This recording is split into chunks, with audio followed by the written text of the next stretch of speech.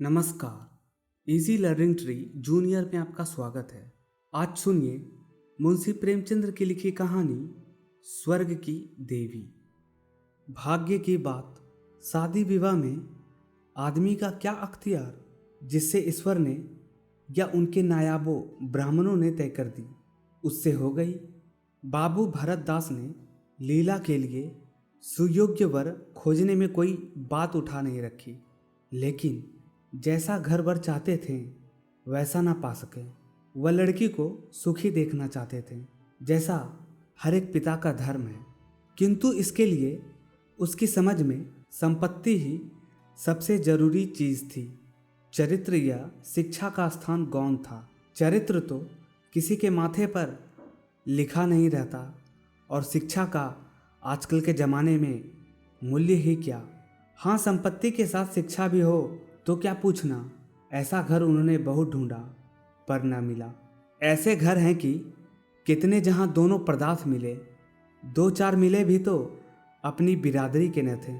बिरादरी भी मिली तो जायदाद न मिला, जायदाद भी मिला तो शर्तें तय न हो सकी। इस तरह मजबूर होकर भारत दास को लीला का विवाह लाला संत सरन के लड़के सीता सरन से करना पड़ा। अपने बाप का इकलौता बेटा था, थोड़ी बहुत शिक्षा भी पाई थी, बातचीत सलीके से करता था, मामले मुकदमे समझता था और जरा दिल का रंगीला भी था। सबसे बड़ी यह बात थी कि रूपवान, बलिष्ठ, प्रसन्न मुख, साहसी आदमी था। मगर विचार वही बाबा आदम के ज़माने के थे। पुरानी जितनी बातें हैं सब अच्छी, नई जितनी बातें हैं सब खराब। जायदाद के विषय में जमींदार साहब नए नए दफ़ों का व्यवहार करते थे। वहाँ अपना कोई अख्तियार न था, लेकिन सामाजिक प्रथाओं के कट्टर पक्षपाती थे। सीता सरन अपने बाप को जो करते या कहते देखता वही खुद भी करता और कहता। उसमें खुद सोचने की शक्ति ही न थी। बुद्धि की मंदता बहुधा सामाजिक अनुदारता के रूप में प्रकट होती है। लीला ने जिस दिन घर में पांव रखा उसी दिन उसकी परीक्षा शुरू हुई। वे सभी काम जिसकी उसके घर में तारीफ होती थी यहाँ वर्जित थे। उसे बचपन से ताज़ी हवा पर जान देना सिखाया गया था। यहाँ उसके सामने मुंह खोलना भी पाप था। बचपन से सिखाया गया था रोशनी ही जीवन है। यहाँ रोशनी के दर्शन भी दुर्लभ थे। घर पर अहिंसा, क्षमा और दया ईश्वरीय गुण बताए गए थे। यहाँ इनका नाम लेने की भी स्वाधीनता न थी। संत सरन बड़े तीखे गुस्सेवर आदमी थे। नाक पर मक्खी न बैठने देते। धूर्तता और छल कपट से ही उन्होंने जायदाद पैदा की थी और उसी को सफल जीवन का मंत्र समझते थे। उनकी पत्नी उनसे भी 2 उंगली ऊंची थी। मजाल क्या कि बहू अंधेरी कोठरी के द्वार पर खड़ी हो जाए या कभी छत पर टहल सके। प्रलय आ जाता, आसमान सिर पर उठा लेती। उन्हें बकने का मर्ज था। दाल में नमक का जरा तेज हो जाना उन्हें दिन भर बकने के लिए काफ़ी बहाना था। मोटी ताजी महिला थी। छीट का घाघरेदार लहंगा पहने, पानदान बगल में रखे, गहनों से लदी हुई, सारे दिन बरोठे में माची पर बैठी रहती थी। क्या मजाल कि घर में उसकी इच्छा के विरुद्ध एक पत्ता भी हिल जाए। बहू की नई नई आदतें देख देख कर जला करती थी। अब काहे को आबरू रहेगी, मुंडेर पर खड़ी होकर झांकती है। मेरी लड़की ऐसी दीदा दिलेर होती तो गला घोट देती। न जाने इनके देश में कौन लोग बसते हैं। गहने नहीं पहनती, जब देखो नंगी बुच्ची बनी बैठी रहती है। यह भी कोई अच्छे लक्षण है। लीला के पीछे सीता सरन पर भी फटकार पड़ती। तुझे भी चांदनी में सोना अच्छा लगता है क्यों? तू भी अपने को मर्द कहेगा। वह मर्द कैसा कि औरत उसके कहने में न रहे। दिन भर घर में घुसा रहता है, मुंह में जबान नहीं है। समझाता क्यों नहीं? सीता सरन कहता, अम्मा जब कोई मेरे समझाने से माने तब तो।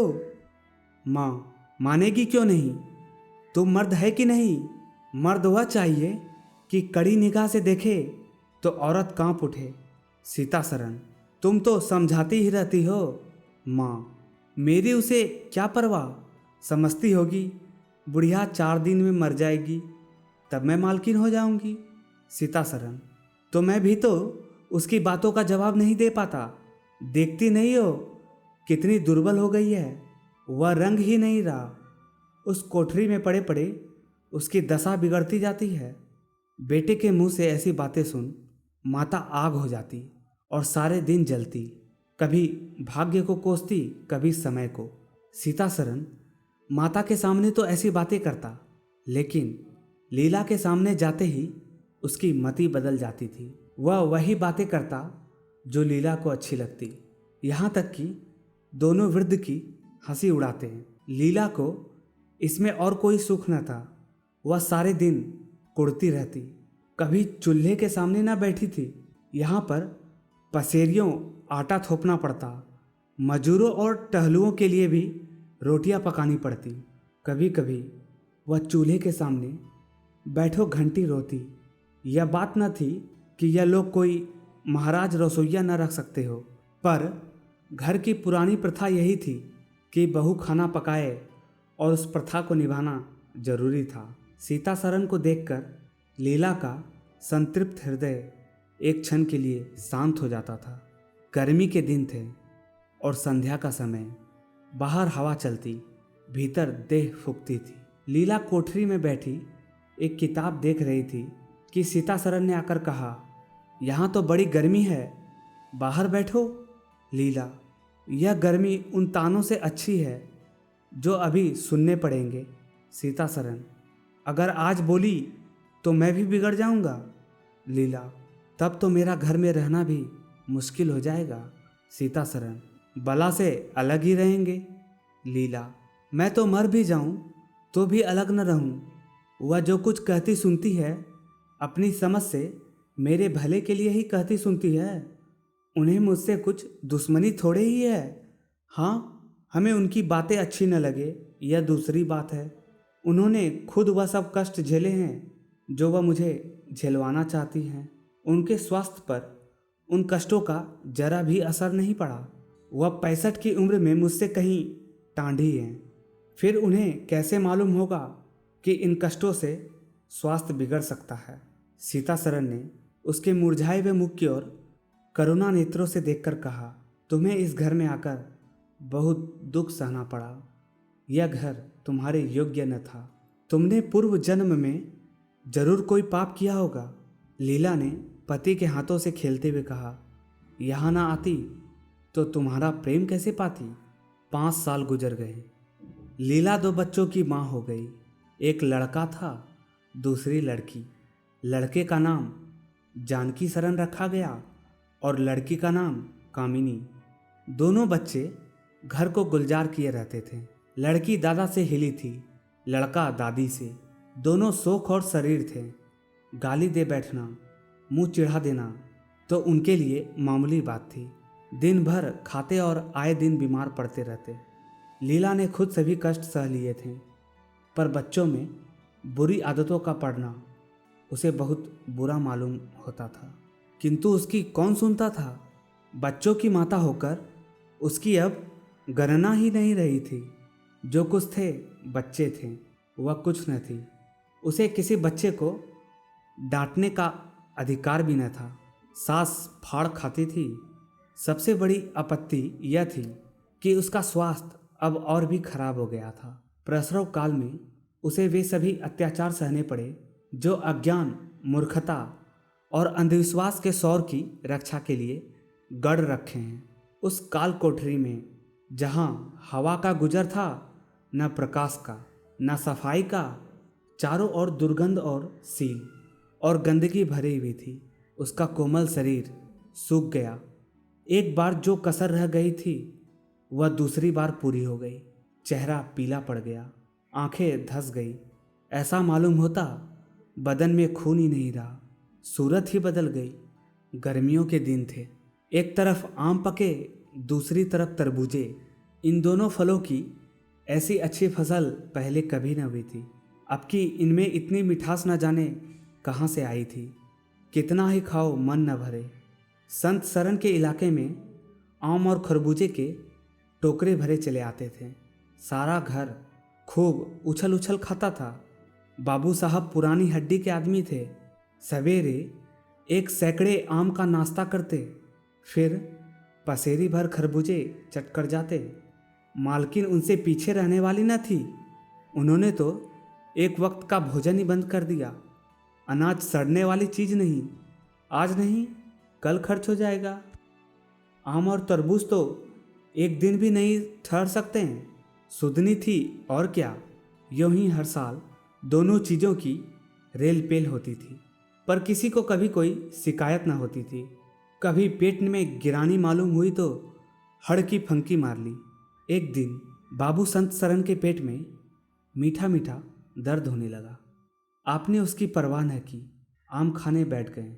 सैकड़ा पूरा करके ही उठे ही थे कि कै हुई, गिर पड़े।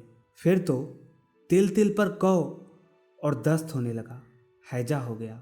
शहर के डॉक्टर बुलाने गए, लेकिन उनके आने के पहले ही बाबू साहब चल बसे थे। रोना पीटना मच गया। संध्या होते होते लाश घर से निकली। लोग दाह क्रिया करके आधी रात को लौटे तो मालकिन को भी कौ और दस्त हो रहे थे। फिर दौड़ धूप शुरू हुई, लेकिन सूर्य निकलते निकलते वह भी सिधार गई। स्त्री पुरुष जीवन पर्यंत एक दिन के लिए भी अलग न हुए थे। संसार से भी साथ ही साथ गए। सूर्यास्त के समय पति ने प्रस्थान किया, सूर्योदय के समय पत्नी ने। लेकिन मुसीबतों का अभी अंत न हुआ था। लीला तो संस्कार की तैयारियां में लगी थी। मकान की सफाई की तरफ किसी ने ध्यान न दिया। तीसरे दिन दोनों बच्चे दादा दादी के लिए रोते रोते बैठक में जा पहुँचे। वहाँ एक आले पर खरबूजा कटा हुआ पड़ा था। 2-3 कलमी आम भी रखे थे। इन पर मक्खियाँ भिनक रही थी। जानकी ने एक तिपाई पर चढ़कर दोनों चीज़ें उतार ली और दोनों ने मिलकर खाई। शाम होते होते दोनों को हैजा हो गया और दोनों माँ बाप को रोता छोड़कर चल बसे। घर में अंधेरा हो गया। 3 दिन पहले जहाँ चारों तरफ चहल पहल थी, वहाँ अब सन्नाटा छाया हुआ था। किसी के रोने की आवाज़ भी सुनाई न देती थी। रोता ही कौन, ले दे के कुल 2 प्राणी रह गए थे और उन्हें रोने की सुधि न थी। लीला का स्वास्थ्य पहले से कुछ अच्छा न था। अब तो वह और भी बेजान हो गई। उठने बैठने की शक्ति भी न रही। हरदम खोई सी रहती। न कपड़े लत्ते की सुधि थी, न खाने पीने की। उसे न घर से वास्ता था, न बाहर से। जहाँ बैठती वहीं बैठी रह जाती। महीनों कपड़े न बदलती, सिर में तेल न डालती। बच्चे ही उसके प्राणों के आधार थे। जब वही न रहे तो मरना और जीना बराबर था। रात दिन यही मनाया करती कि भगवान यहाँ से ले चलो। सुख दुख सब भुगत चुकी, अब सुख की लालसा नहीं है। लेकिन बुलाने से मौत किसी को आई है। सीता सरन भी पहले तो बहुत रोया धोया, यहाँ तक कि घर छोड़कर भाग जाता था। लेकिन ज्यों ज्यों दिन गुजरते थे, बच्चों का शोक उनके दिल से मिटता जाता था। संतान का दुख तो कुछ माता ही को होता है। धीरे धीरे उसका जी संभल गया। पहले की भांति मित्रों के साथ दिल लगी होने लगी। यारों ने और भी चंग पर चढ़ाया। अब घर का मालिक था, जो चाहे कर सकता था। कोई उसका हाथ रोकने वाला न था। सैर सपाटे करने लगा। कहाँ तो लीला को रोते देख उसकी आंखें सजल हो जाती थी, कहाँ अब उसे उदास और शोक मग्न देखकर झुंझला उठता। जिंदगी रोने ही के लिए तो नहीं है। ईश्वर ने लड़के दिए थे, ईश्वर ही ने छीन लिए। क्या लड़कों के पीछे प्राण दे देना होगा? लीला यह बातें सुनकर भौचक रह जाती। पिता के मुंह से ऐसे शब्द निकल सकते हैं? संसार में ऐसे प्राणी भी हैं। होली के दिन थे। मर्दाने में गाना बजाना हो रहा था। मित्रों की दावत का भी सामान लाया गया था। अंदर लीला जमीन पर पड़ी हुई रो रही थी। त्योहारों के दिन उसे रोते ही कटते थे। आज बच्चे होते तो अच्छे अच्छे कपड़े पहने कैसे उछलते फिरते। वही न रहे तो कहाँ की तीज और कहाँ का त्योहार। सहसा सीतासरन ने आकर कहा, क्या दिन भर रोती ही रहोगी? जरा कपड़े तो बदल डालो, आदमी बन जाओ। यह क्या तुमने अपनी गत बना रखी है? लीला, तुम जाओ अपनी महफिल में बैठो, तुम्हें मेरी क्या फिक्र पड़ी है? सीतासरन, क्या दुनिया में और किसी के लड़के नहीं मरते? तुम्हारे ही सिर मुसीबत आई है। लीला, यह बात कौन नहीं जानता? अपना अपना दिल ही तो है, उस पर किसी का बस है। सीतासरन, मेरे साथ भी तो तुम्हारा कुछ कर्तव्य है। लीला ने कुतूहल से पति को देखा, मानो उसका आशय नहीं समझी, फिर मुंह फेर कर रोने लगी। सीतासरन, मैं अब इन मनहूसत का अंत कर देना चाहता हूँ। अगर तुम्हारा अपने दिल पर काबू नहीं तो मेरा भी अपने दिल पर काबू नहीं है। मैं अब जिंदगी भर मातम नहीं मना सकता। लीला, तुम राग रंग बनाते हो, मैं तुम्हें मना तो नहीं करती। मैं रोती हूँ तो क्या रोने नहीं देते? सीतासरन, मेरा घर रोने के लिए नहीं है। लीला, अच्छी बात है, तुम्हारे घर में न रहूँगी। लीला ने देखा, मेरे स्वामी मेरे हाथों से निकलते जा रहे हैं। उन पर विषय का भूत सवार हो गया है और कोई समझाने वाला नहीं। वह अपने होश में नहीं है। मैं क्या करूं? अगर मैं चली जाती हूं तो थोड़े ही दिनों में सारा घर मिट्टी में मिल जाएगा और इनका वही हाल होगा जो स्वार्थी मित्रों के चंगल में फंसे हुए नौजवान रईसों का होता है। कोई उल्टा घर में आ जाएगी और इनका सर्वनाश कर देगी। ईश्वर, मैं क्या करूं? अगर इन्हें कोई बीमारी हो जाती तो क्या मैं उस दशा में इन्हें छोड़कर चली जाती? कभी नहीं। मैं तन मन से इसकी सेवा शुश्रूषा करती, ईश्वर से प्रार्थना करती, देवताओं की मनौतियाँ करती। माना इन्हें शारीरिक रोग नहीं है, लेकिन मानसिक रोग अवश्य है। आदमी रोने की जगह हंसे और हंसने की जगह रोए, उसके दीवाने होने में क्या संदेह है? मेरे चले जाने से इनका सर्वनाश हो जाएगा। इन्हें बचाना मेरा धर्म है। हाँ, मुझे अपना शोक भूल जाना होगा। रोऊंगी, रोना तो तकदीर में लिखा ही है। रोऊंगी, लेकिन हंस हंस कर अपने भाग्य से लड़ूंगी। जो जाते रहें उनके नाम को रोने के सिवा और कर ही क्या सकती हूँ, लेकिन जो हैं उसे न जाने दूंगी। एक टूटे हुए हृदय, आज तेरे टुकड़ों को जमा करके एक समाधि बनाऊं और अपने शोक को उसके हवाले कर दूं। ओ रोने वाली आंखें, आओ मेरे आंसुओं को अपनी विहंसित छटा में छिपा लो। आओ मेरे आभूषणों, मैंने बहुत दिनों तक तुम्हारा अपमान किया, मेरा अपराध क्षमा करो। तुम मेरे भले दिनों के साथी हो, तुमने मेरे साथ बहुत विहार किए हैं। अब इस संकट में मेरा साथ दो, मगर दगा न करना, मेरे भेदों को छिपाए रखना। लीला सारी रात बैठी अपने मन से यही बातें करती रही। उधर मर्दाना में धमा चौकड़ी मची हुई थी। सीतासरन नशे में चूर कभी गाता था, कभी तालियां बजाता था। उसके मित्र लोग भी उसी रंग में रंगे हुए थे। मालूम होता था इसके लिए भोग विलास के सिवा और कोई काम नहीं है। पिछले पहर को महफिल में सन्नाटा हो गया। हू हाँ की आवाज़ें बंद हो गई। लीला ने सोचा, क्या लोग कहीं चले गए या सो गए? एकाएक सन्नाटा क्यों छा गया? जाकर दहलीज में खड़ी हो गई और बैठक में झांक कर देखा।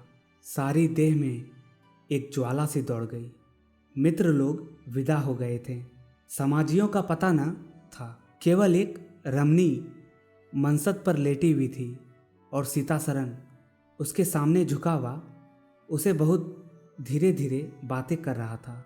दोनों के चेहरे और आंखों से उनके मन के भाव साफ झलक रहे थे। एक की आंखों में अनुराग था, दूसरी की आंखों में कटाक्ष। एक भोला भाला हृदय एक मायाविनी रमणी के हाथों लूटा जाता था। लीला की संपत्ति को उसकी आंखों के सामने एक छलनी चुराए लिए जाती थी।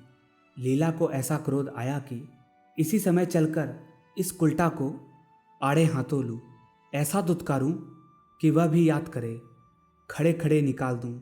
वह पत्नी भाव जो बहुत दिनों से सो रहा था जाग उठा और उसे विकल करने लगा। पर उसने जब्त किया। वेग से दौड़ती हुई तृष्णाएं अकस्मात न रोकी जा सकती थी। वह उल्टे पांव भीतर लौट आई और मन को शांत करके सोचने लगी। वह रूप रंग में, हाव भाव में, नखे तिल्ले में उस दुष्ट की बराबरी नहीं कर सकती। बिल्कुल चांद का टुकड़ा है। अंग अंग में स्फूर्ति भरी हुई है। पोर पोर में मत झलक रहा है। उसकी आंखों में कितनी तृष्णा है। तृष्णा ही नहीं बल्कि ज्वाला। लीला उसी वक्त आईने के सामने गई। आज कई महीनों के बाद उसने आईने में अपनी सूरत देखी। उसके मुंह से एक आह निकली। शोक ने उसकी काया पलट कर दी थी। उस रमणी के सामने वह ऐसी लगती थी जैसे गुलाब के सामने जूही का फूल। सीता सरन का खुमार शाम को टूटा। आंखें खुली तो सामने लीला को खड़ी मुस्कुराते देखा। उसकी अनोखी छवि आंखों में समा गई। ऐसे खुश हुआ मानो बहुत दिनों के वियोग के बाद उससे भेंट हुई हो। उसे क्या मालूम था कि यह रूप भरने के लिए लीला ने कितने आंसू बहाए हैं। केसों में यह फूल गुथने से पहले आंखों से कितने मोती पिरोए हैं। उन्होंने एक नवीन प्रेमोत्साह से उठकर उसे गले लगा लिया और मुस्कुराकर बोले, आज तो तुमने बड़े बड़े सहस्त्र सजा रखे हैं, कहाँ भागूं? लीला ने अपने हृदय की ओर उंगली दिखाकर कहा, यहाँ आ बैठो, बहुत भागे फिरते हो, अब तुम्हें बांध कर रखूंगी। बाग की बाहर का आनंद तो उठा चुके, अब इस अंधेरी कोठरी को भी देख लो। सीता सरन ने लज्जित होकर कहा, उसे अंधेरी कोठरी मत कहो लीला, वह प्रेम का मानसरोवर है। इतने में बाहर से किसी मित्र के आने की खबर आई। सीता सरन चलने लगे तो लीला ने उनका हाथ पकड़कर कहा, मैं न जाने दूंगी। सीता सरन, अभी आता हूँ। लीला, मुझे डर लगता है, कहीं तुम चले न जाओ। सीता सरन बाहर आए तो मित्र महाशय बोले, आज दिन भर सोते ही रहे क्या? बहुत खुश नजर आते हो। इस वक्त तो वहाँ चलने की ठहरी थी ना, तुम्हारी राह देख रही थी। सीता सरन, चलने को तो तैयार हूँ, लेकिन लीला जाने नहीं देती। मित्र, निरे गावदी ही रहे, आ गए फिर बीवी के पंजे में, फिर किस बिरते पर गरमाए थे। सीता सरन, लीला ने घर से निकाल दिया था, तब आश्रय ढूंढता फिरता था। अब उसने द्वार खोल दिए और खड़ी बुला रही है। मित्र, अजी, यहाँ वह आनंद कहाँ? घर को लाख सजाओ तो क्या बाग हो जाएगा? सीता सरन, भाई, घर बाग नहीं हो सकता, पर स्वर्ग हो सकता है। मुझे इस वक्त अपनी क्षुद्रता पर जितनी लज्जा आ रही है वह मैं ही जानता हूँ। जिस संतान शोक में उसने अपने शरीर को घुला डाला और अपने रूप लावण्य को मिटा दिया, उसी शोक को केवल मेरा एक इशारा पाकर उसने भुला दिया। ऐसा भुला दिया मानो कभी शोक हुआ ही नहीं। मैं जानता हूँ कि वह बड़े से बड़े कष्ट सह सकती है। मेरी रक्षा उसके लिए आवश्यक है। जब अपनी उदासीनता के कारण उसने मेरी दशा बिगड़ती देखी तो अपना सारा शोक भूल गई। आज मैंने उसे अपने आभूषण पहनकर मुस्कुराते हुए देखा तो मेरी आत्मा पुलकित हो उठी। मुझे ऐसा मालूम हो रहा है कि वह स्वर्ग की देवी है और केवल मुझ जैसे दुर्बल प्राणी की रक्षा करने के लिए भेजी गई है। मैंने उसे जो कठोर शब्द कहे वे अगर अपनी सारी संपत्ति बेचकर भी मिल सकते तो लौटा लेता। लीला वास्तव में स्वर्ग की देवी है। अभी आप सुन रहे थे मुंशी प्रेमचंद्र की लिखी कहानी स्वर्ग की देवी।